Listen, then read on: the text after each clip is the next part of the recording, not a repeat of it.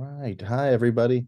Welcome to this conversation. I'm going to record this and then I'm going to send it out to anybody who wasn't able to join us today. But I'm excited that we're going to go to Greece together.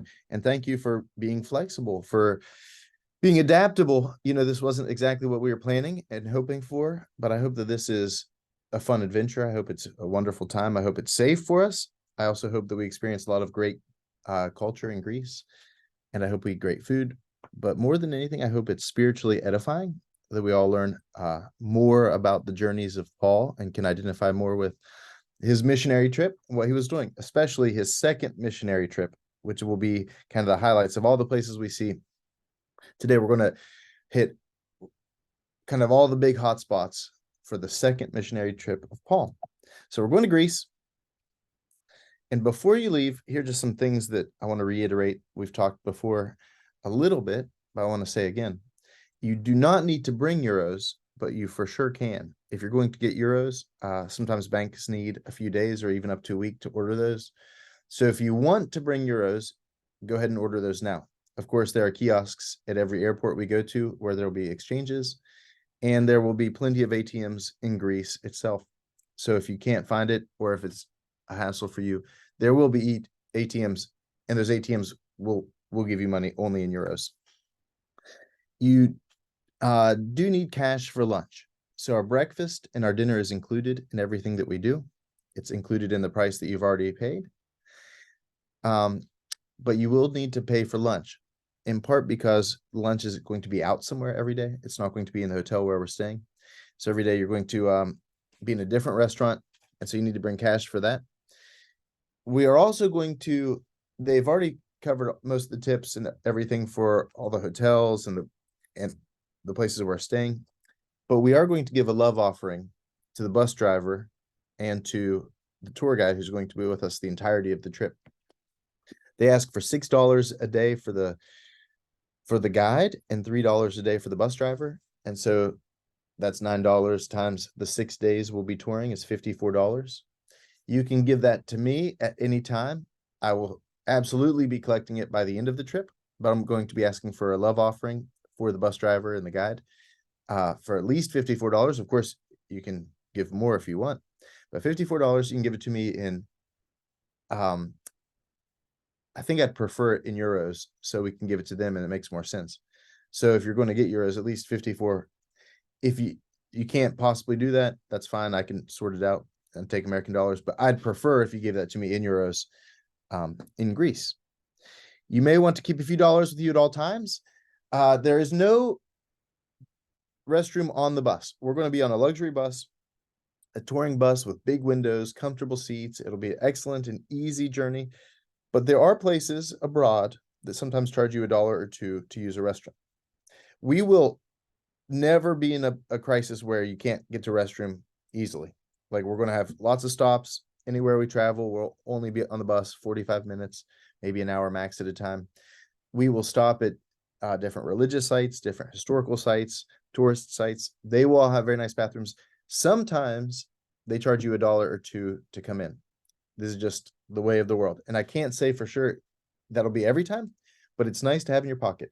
So if you're walking into a restroom and there's somebody standing there, and especially sometimes they stand there and like hand you toilet paper as you walk in, it's nice to have $1 or $2 for that. Just be aware. Make sure your credit card company knows that you're traveling. Make sure that you have communicated with them so that they don't cancel your credit card while you're traveling. Also check on your international phone plan. I know for my phone, the way it works is it automatically will charge me $10 a day if I'm in another country. So if I go to Greece, I don't have to do anything. I don't have to contact AT&T. I have AT&T and I have an iPhone. It'll automatically charge me $10 a day every day I turn on my phone in that country. However, if you don't want to pay $10 a day, you can turn it to airplane mode. And so for my iPhone, I can call and make calls on airplane mode if I'm connected to Wi-Fi. So check on what works for your phone and what makes most sense for you. We will have Wi-Fi, I'm sure, at the hotels. and possibly on the bus, but we're not going to have Wi-Fi continuously all the time. Like I can't imagine being I can't imagine being at some of these historical sites or tourist sites and there being Wi-Fi just generally out in the open. You do need a Type-C adapter for Europe. And I want to encourage you again and again to pack light, but in layers. The weather is going to be beautiful. It's going to be between like 65, 70 degrees as a low and 83, 85 degrees as a high. So the weather is going to be lovely, lovely, lovely. But make sure you bring something like a nice jacket and layers that you can pull on and off. I would say pack light as possible, just to make it easier on yourself, more convenient. We are going to stay at 3 hotels, so not every day, but about every day we're going to have to repack, pull your bag down, put it on the bus, and the lighter it is, the easier it is for us, for you. Hi everybody, Gail and Carrie. I'm just kind of getting started, but you should have received something that looked like this via email. You should have gotten your it's kind of blurry, your welcome pack from EO. You should have also got in the mail a bag, a name tag, and some things. That's all you will receive from EO. At this point, you have your travel documents. You should have all the information. We should be good to go. You can check in online at some point, I think, via Aegean Airlines, or you can go to the airport on the day of and check in at the United Airlines desk. We're flying Aegean Airlines, but it's partnered with United. And so for some reason, when you go to United, it might not pull up, but it will pull up on Aegean. However, I know like my father-in-law was telling me that he's not able to sign in to see like if he can choose a seat right now, and I'm not sure what that is. If you're having questions about it, please contact EO. There's a phone number in this packet that they sent you. Contact them if you're having troubles with that. But you should be able to go, at the very least, you go to the airport and show up at the United desk and get your, hold on, let me see, there's a chat here. Carrie, you don't have to bring only a carry-on, but if you can fit everything in a carry-on, that sure would make your life easier. You don't have to do that at all. But if I would say pack light but reasonably, you want to make sure you have enough stuff to take care of all your needs while you're traveling. We will meet at the gate at whatever airport you're flying out of. So if you're flying out of Birmingham, we will meet at the gate, like waiting to board the airplane. So don't wait for me at the security line. Don't wait for me before the security line. Check in, get your airplane tickets, go through security, and we will meet at the gate. If you are flying somewhere else, like I know my mother's flying out of Pittsburgh, there may be some folks flying from some different destinations. We will meet in Chicago or in Munich. So I think is going to be at least one person who will meet us in Germany. If not, so for someone like my mother flying out of Pittsburgh, we will meet in Chicago at the gate. So do whatever you have to do, go to the next departing gate, and we will meet there. It will be, somewhat exhausting. It's an 8.5 hour flight from Chicago, where we're departing, to Munich, Germany. We leave at 6 p.m. and we get there at like 9 a.m. So the way it works is it will be uncomfortable. So even if you got on the airplane and immediately fell asleep and you slept 8 rock solid hours, you're going to get up and feel great and refreshed. That's amazing. It's hard to fall asleep at 6 p.m. But if you don't sleep some on the airplane, then you're going to arrive at 9 a.m. not having slept and just feeling very, very exhausted. So it'll feel like it's 4 a.m. in the morning and you're just going to be worn out. So whatever you can do to be comfortable on that flight and to sleep as much as possible, I highly recommend. I like to take melatonin. It's a kind of a natural thing. And I love to get on the plane, eat a little bit of food, take a melatonin, and I try to snooze as much as I possibly can just to prepare yourself for arriving and it's daylight. Also, we are going to be like the 3 Musketeers when we're at the airport. We're traveling, when we're doing everything. We're going to kind of one for all for one. We're going to be traveling together. So when we are traveling through the airport, we're going to meet at the gate. And then, like as we're leaving, we're all going to wait for each other in the baggage claim. Like when we arrive in Thessalonica, what we're going to do is arrive, get our bags off the carousel, wait till we're all through, and then we're going to walk out together. When we walk out of that baggage claim area, some countries, they let people come in to the baggage claim area. Some countries don't. So depending, but either the EO tour guide will meet us at baggage claim or just outside baggage claim where they will be waiting, holding a giant sign saying EO, St. Thomas, Josiah's group. So, but we will move as a big amoeba. Once we get to Thessalonica, we will all move together. So we'll gather our bags. I'll pick a spot and say, hey, everybody, this is where I'm at. Let's move together. The same thing every time we're doing, every time we're moving somewhere, if we're going to Philippi or through Thessalonica and we're on a tour somewhere, we're going to always be moving as a group. My friend Brad Landry, who's the rector of All Saints, he's going to be the co-host of this trip. Either Brad or I will always be, one will be in the front, one will be in the back. So we can kind of keep an idea of where we're all. So if we're moving through Roman ruins and we get kind of spread out, either myself or Brad will kind of bring up the rear just to make sure that we're all staying somewhat together. Do y'all have any questions so far about the flight? Great. We're arriving at the port city of Thessalonica. Thessalonica, ancient city where Paul comes and stays for a good while, where he is going to write several letters to the Thessalonians and the churches that he planted there. It is a port city on the Aegean Sea. It was named after the sister of Alexander the Great. Who doesn't love that trivia? It was founded in like 300 BC, and it was the co-capital with Constantinople. It was the co-capital of the Roman Empire shortly after the time of Constantine. It's the second largest city in Greece, and it's going to be our home for 2 nights. We're going to fly directly from Munich to Thessalonica. I did want to say the layovers are fairly short. So the layover from Germany to Thessalonica is not a long layover. They do pad the international flights really well.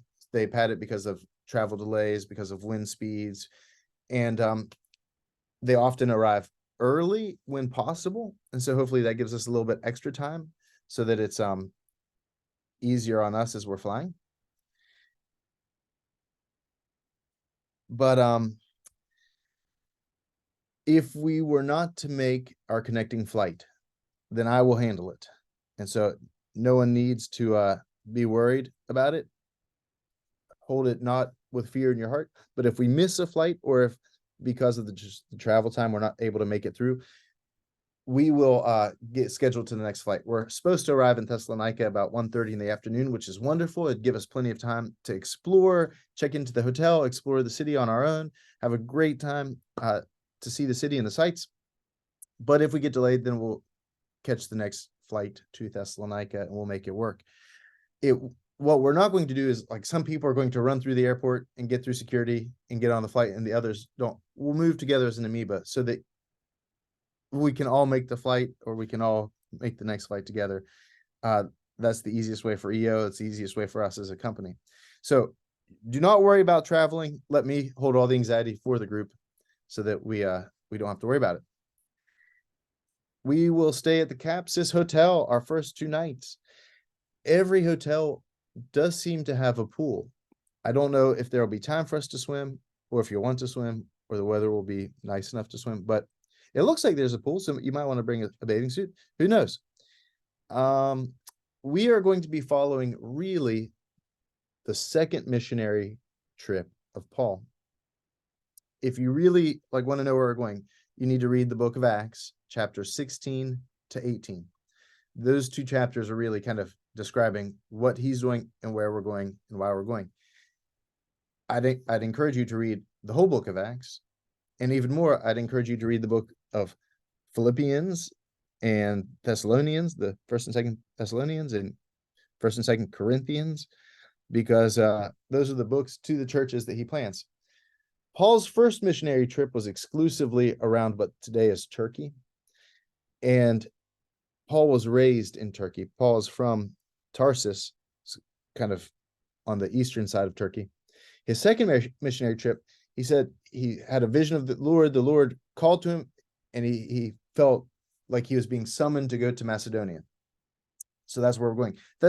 Thessalonica is or was kind of in the middle of Macedonia, the center of Macedonia. So he feels called to Macedonia, and that's where he goes. He stops first at Philippi, then travels down through Amphipolis, Apollonia, Berea, Thessalonica, down to Athens, spends just a little time in Athens, and goes over to Corinth before he sails back on his way to Antioch and then Jerusalem.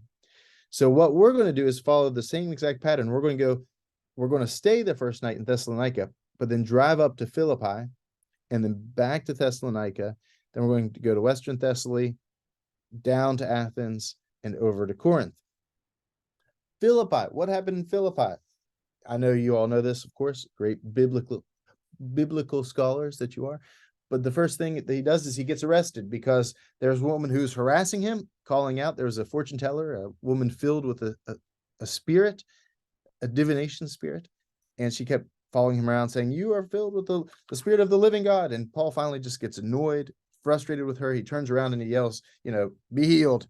The spirit goes, and the people who were making money off of her are really upset with this. So they're losing money. They're losing their product. So they have Paul arrested. It's that night in Philippi when the door falls off the jail cell, the shackles fall off the prisoners, the guard is about to take his own life. Paul and Silas say, "Stop, stop, stop." And they convert the jailer. They go free the next day. So one of the sights we'll see is the prison where Paul goes. Of course, all of these cities, Philippi, Thessalonica, Athens, they were all part of the Roman Empire at this point in history.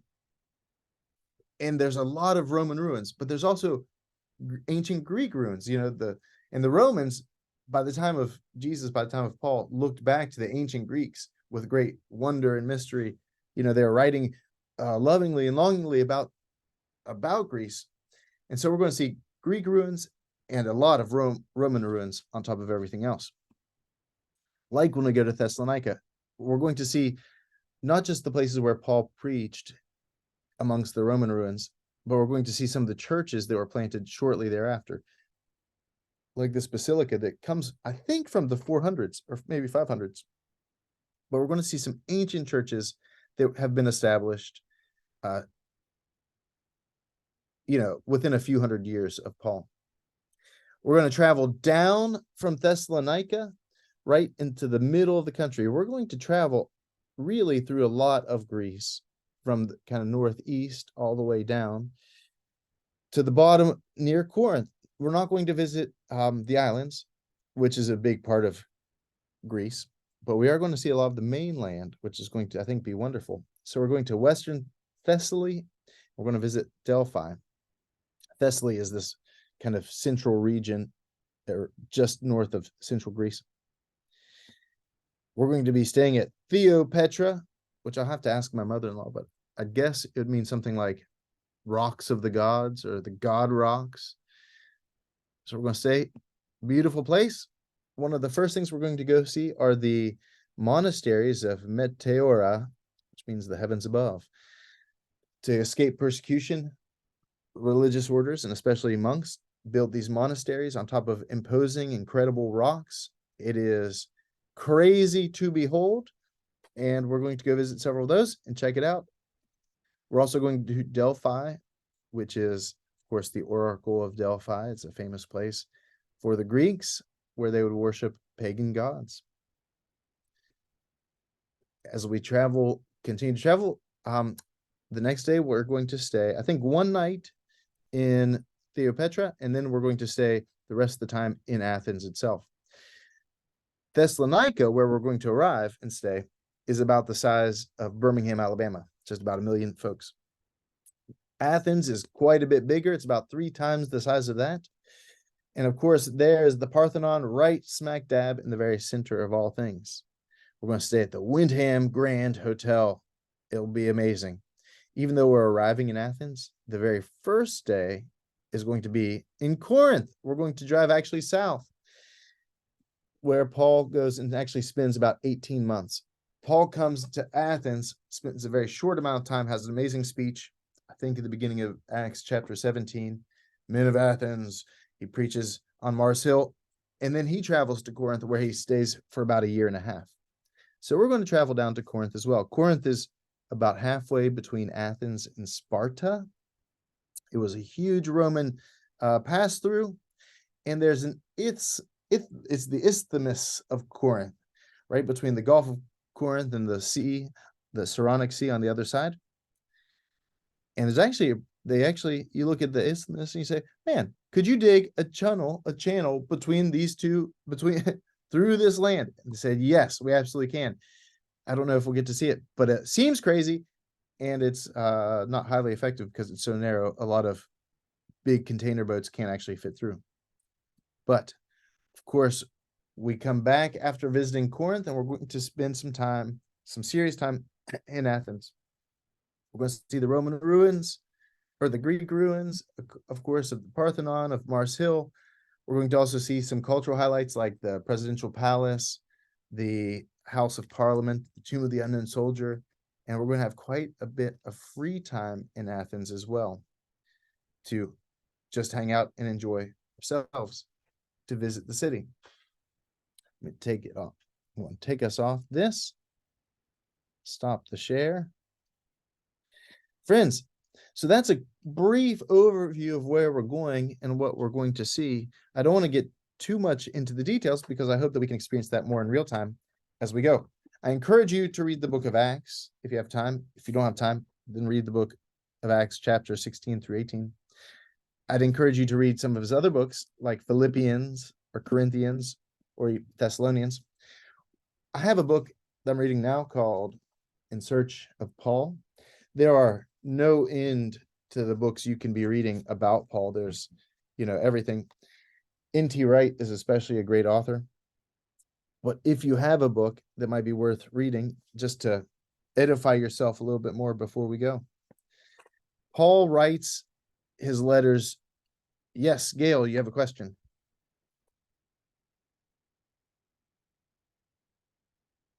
Hold on, Gail. Go ahead. You're on mute, so go ahead. It'd help if I would unmute. Yes, there you go. All right. So I have a friend whose son is in Greece who offered to show me around Athens. I said probably a possibility would be during our free time. Is that true or no? Yeah, for sure.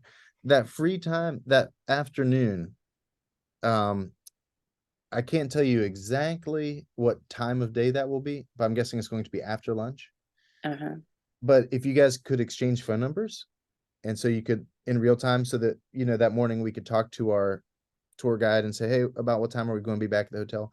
What they'll probably do, because we always go on a tour bus as a group everywhere we go, unless we're just walking through ruins or something, what they'll probably do is take us to lunch and then drop us off back at the hotel. So that's our starting point.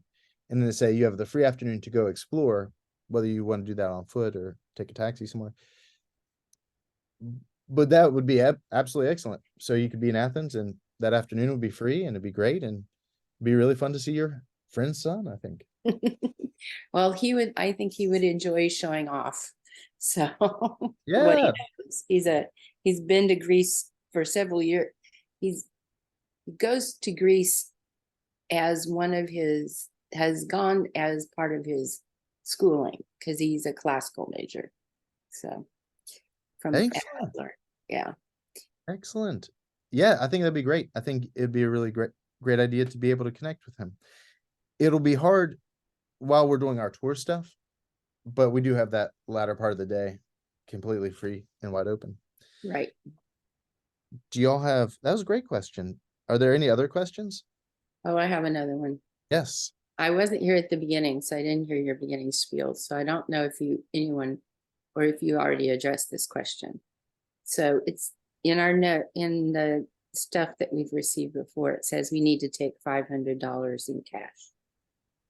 And as I came in, you were talking about money. And I've had the question of, does the tip is it included in that $500? Or is the tip in addition to the $500? Well, I'd say, first of all, the $500 is like a recommendation. So you Yeah. don't need exactly $500. Okay. What you will need money for every day, here are the things you definitely need money for. You need money. It is a love offering, right? So like we want to give about $54 at the end as a love offering to the guide and to the driver. That's about $3 a day for the driver and $6 a day for the guide. So you need about $54 at least. You could do a little bit more, a little bit less. What makes sense to you? I think every time I've gone, by the end of it, I've been so thrilled with our guide. It's been a joy to say, hey, I want to give you a little bit extra love because it was a real blessing to have such a good guide with us the whole time. So $54, and you'll need money for lunch every day. I can't tell you how much that will be, but I don't know how much does lunch cost, between $8 and $12 or $14. I don't know what that would cost in Greece because I've never been to Greece, so I don't know where we're stopping or what the lunches look like, but it won't be unreasonable. And you might have some options. I know in Israel, there's usually an option if you can go here for lunch or there for lunch. So I'm not sure what that'll look like. And then money for souvenirs. You will need some money for souvenirs because we're going before Christmas and it'll be great to pick some things up for some friends. I know in Israel, there are 2 places where we stop specifically for souvenirs. There's a place in Bethlehem that makes olive wood. It's like the Christian place. And there's a place in Jericho. I don't know what that's like in Greece. I don't know if there'll just be vendors around or in our free time, you can buy whatever souvenirs you want. Most tourist places, like when we go to the Parthenon, I'd be shocked if there wasn't like a museum and gift shop at the Parthenon. If there's not, they're missing out on a good opportunity. Maybe I'll go back and open one. So money for souvenirs. They're saying about $500 because maybe in their experience, that's about what people use, but more or less, whatever makes sense to you, whatever you want to commit to spending. I'm going to take very little cash from America. I'm going to use the ATM locally to withdraw euros because I find that easy and convenient. And whatever I can use just on my credit card, my Visa, I'm just going to put on my Visa because every time I travel, that's what I do. And it feels very comfortable for me. So I will withdraw some money from ATMs locally, and I will try to use my Visa whenever possible. And so I'm not going to take $500 cash. I may take $100 American US and the rest just pick up along the way. So do what makes sense to you and what's comfortable to you. I don't carry a lot of cash ever because I don't know, I'm a millennial and that's one of our habits. We don't carry a lot of cash either, so I was wanting to know what was appropriate. Because it costs a lot of money to use ATMs. They cost you more than you get. Well, check on what kind of card you have. Different cards have different rates. It might be a 2% or a 3%, depending, or sometimes an international ATM sometimes have like a flat, like it's $5 to withdraw from this ATM. It depends sometimes on your card. And so if you have a question about that, or if you're worried about that, one thing you can do is you can go to your bank and order euros, but I would recommend doing it like today, because unless you go to a bank downtown, if you're in the suburbs like I am, it might take a few days to arrive. They usually order them from, last time I ordered euros, I think they had to get them from Atlanta and took like 3 days to arrive. So if you can order them ahead, or there are also exchanges in kiosks. Like I know at the Chicago airport, there's going to be an exchange. I know for sure in Germany, when we arrive, there'll be a kiosk to exchange money if you want to do it there. I'm like really I'm not overly concerned about money myself, because I feel like, Greece will have, and Athens will have all the banking institutions. It'll be pretty easy. But if you want to avoid that, you can order euros. Go ahead and do it. I think it's great. I don't think, Josiah is, sorry, yeah. no, it's okay. You say 54, but that's $54. But how much is that in euros, or you just don't know right now? Is it more euros? Is it like $60, 60 euros? Just that's, you don't have to answer it. Hold on. Let me Google. Euro conversion rate. It's $1.7 to the euro right now. So it'd be like 55 euros. Oh, or 53 euros or something. I don't know. all right. So It's that's about close. the same. Okay, the other question I have is, I just was gonna take a roll on, but and a backpack. But neither of them would have to be claimed. I mean, go through baggage claim, but That's can't fine. you just put one above and then one under your seat or something, or how's that work? Oh, yeah, I mean, you have flown places and you've been on planes. Whatever works for you. If you can fit everything like that and just carry-ons, then do it. Don't like overly hassle yourself because some of us will have to have baggage and we're all going to wait a baggage claim together. So if you're Oh, trying to right, like, okay, I just, yeah, yeah, no okay, matter what, you're going to wait at baggage claim for somebody, okay.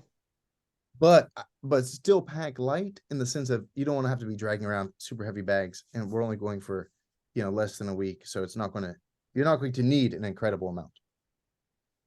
And you might want to leave room for souvenirs. Anticipate some space for bringing things back.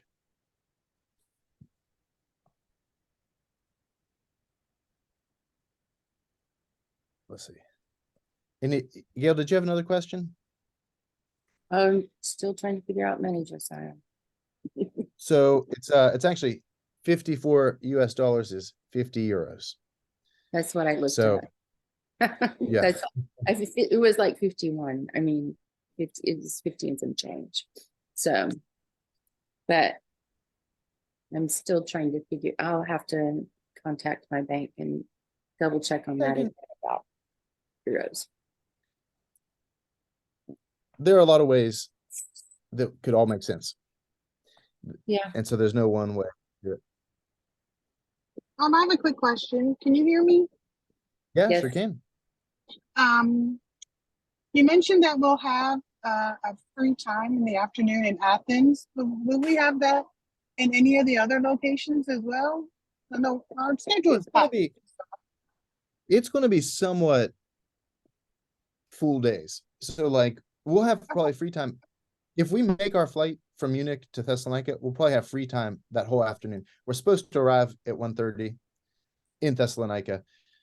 And so I guess maybe by 2:30 or 3 o'clock, we're at the hotel, and they might say, hey, there's nothing happening from 3 o'clock until supper time at 6. So, you have time to rest, time to take a nap, time to explore the city a little bit if you want. You may be extraordinarily exhausted. So that's just like available to you. But like when the next day we go to Philippi, so the way our routine will work kind of every day is they'll give us a time for breakfast. I'm just making this time up, but let's say our time for breakfast is 7:30. So say, okay, we're going to meet for breakfast at 7:30 and we'll meet at the bus at 8 o'clock or 8:30. They'll give us a very specific time. I don't care if you miss breakfast, but I do care if you're late for the bus. And like, I will personally guarantee that you're never late more than once, because if you're late more than once, I'll like be calling your room every 15 minutes, trying to wake you up and get you there on time. It's a hassle for everyone else on the bus. It's a hassle for the bus driver. And some of the locations we go to have like timed entrances. Since COVID, especially, there are a lot of times where you're going to big places where they say your time to come in is at 10 o'clock. So we'll get on the bus at 8:30 promptly, and then we'll drive out of town to Philippi, and we're going to do the tour stuff in Philippi. So when we get, let's say, to like some ruins in Philippi, they might say, hey, you have 45 minutes to explore this. And when we meet back at the bus at this time, we will have these ear pieces they'll give us so that our tour guide isn't screaming at the museums and places we go. He'll be speaking into a microphone, and we have a chance to listen to those kind of like old-fashioned headphones so that we can hear our tour guide. Our tour guide will be somebody who's probably studied, who's number one, Greek, number two, who's probably has a master's degree in either archaeology or tourism or something. So we'll be able to hear as like we're touring together and learning and exploring, and then there might be some free time in those places. But most days when we're touring, for instance, like in Philippi, we will get back maybe by 5 o'clock. We'll say, hey, have a little rest. Dinner's at 6 o'clock. And it's not a prison. So it's like, if you want to go out and eat dinner on your own, that's fine. If you want to go explore the city on your own, that's fine. Just know that this is when dinner is. Here's where it is. and then you're kind of on your own, and we're all adults. So if you want to explore after dinner in the city, feel free to do it. And the same with Athens every evening. In the second place where we're staying, I don't know, but I don't know how big of a town it is, if there are places to go and explore. But there is some freedom, and it should be extremely safe. You know, our tour guide will tell us if it's not, but it should be extremely safe to just walk out in Athens and have some adventure. I know that every night in Jerusalem, when we go with Theo, like after dinner, a lot of times I would say, hey, I know my way around the city pretty well. So anybody who wants to walk with me at 7 o'clock or 8 o'clock, we'll go out and tour the city a little bit just on our own, have some adventures. So we'll just have to play it by ear, but there will be some free time, and certainly some free time before we make the bus in the morning. But the most important thing is that you are on time at the bus whenever our bus driver says it's time to go.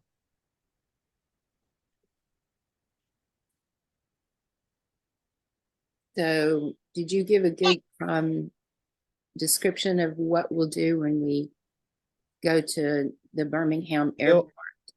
I I might, can, what I'll do is you didn't miss much, but I'm going to put this on YouTube and then send you a link so you can watch Yes. anything that, but what we'll do at the Birmingham airport is meet at the gate, that I not understood. at, not the front That's, desk, that's not not, security line. that's not, I'm more worried about my ticket. How do I get my ticket? Or how is my You ticket working?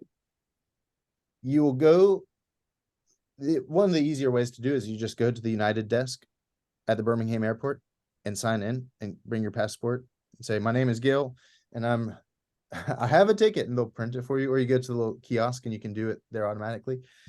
They're All right. usually available within 24 hours of the flight. Okay. And so flying out at 2:30 next Thursday, so maybe at 3 o'clock next Wednesday, you should be able to go to Aegean Airlines, because we're flying through Aegean. You should be able to go to Aegean Airlines and get your boarding pass. So this They is were the made, Aegean were made- Airlines. Is that Aegean online? Airlines. Online? Is that what you're Yes. saying? Okay, yes, not on a the physical, computer. on the computer. Okay. So, but they're partnering with United. So in Birmingham, you go to the United desk. If you go online,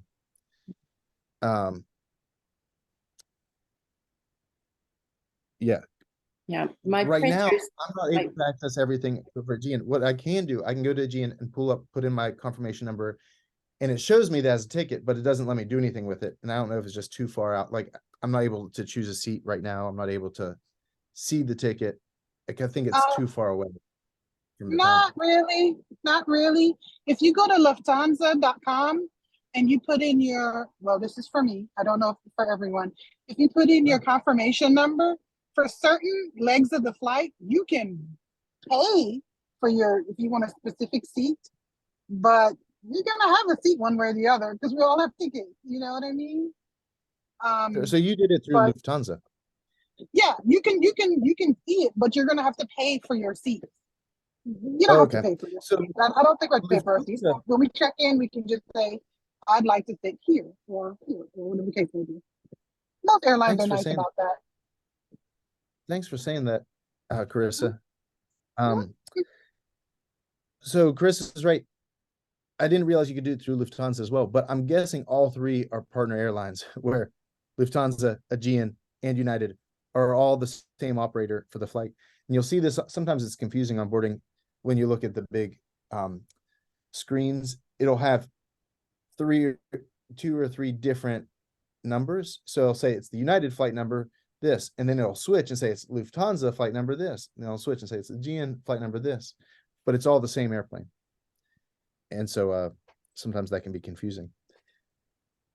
But if you really don't want to hassle with that, you just show up to the United desk and everything should be pretty straightforward. do we And need, I don't know if we can use American dollars interchangeably and euros. Someone asked over the chat.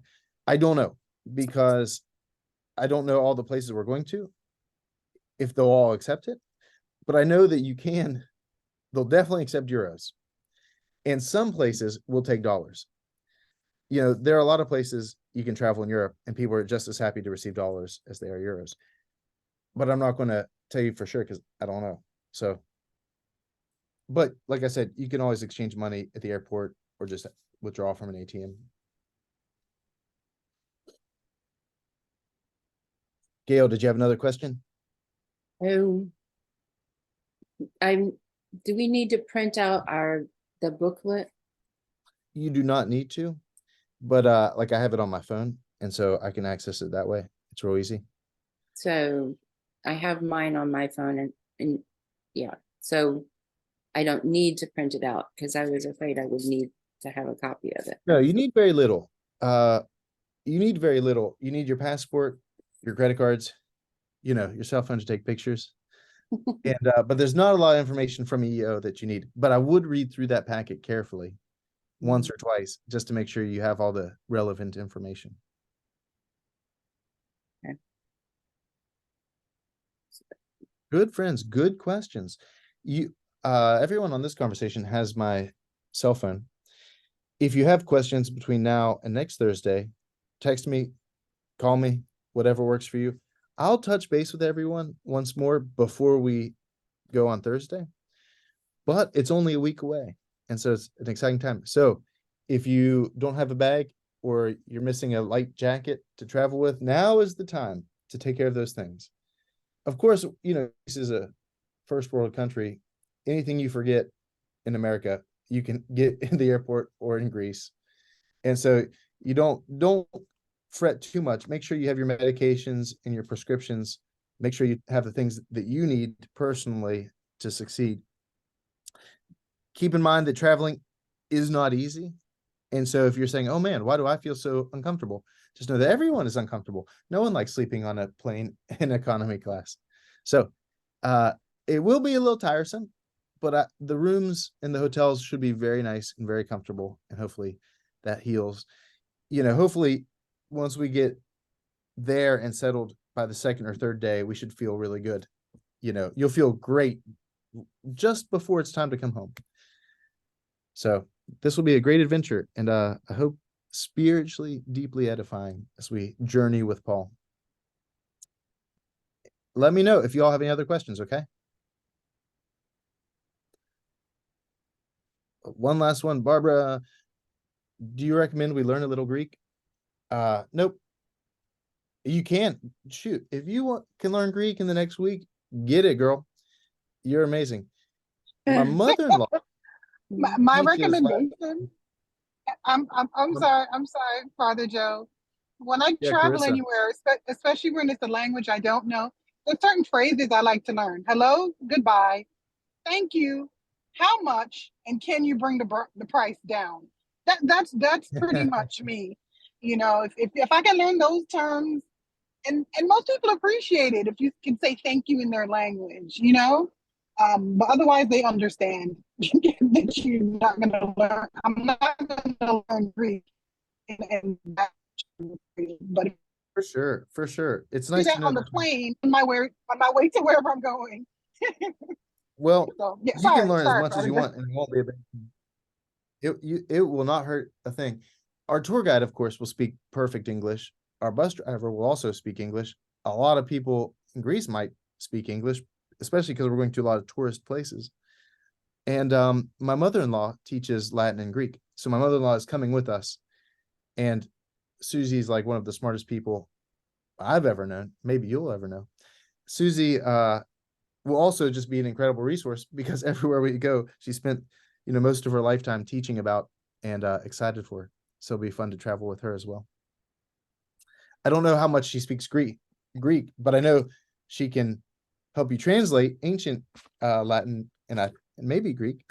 So that should be really helpful and interesting. All right, friends, hit me up with any more questions, and I'm going to send you all this video just for posterity if you missed anything. I'll talk to y'all soon. Okay.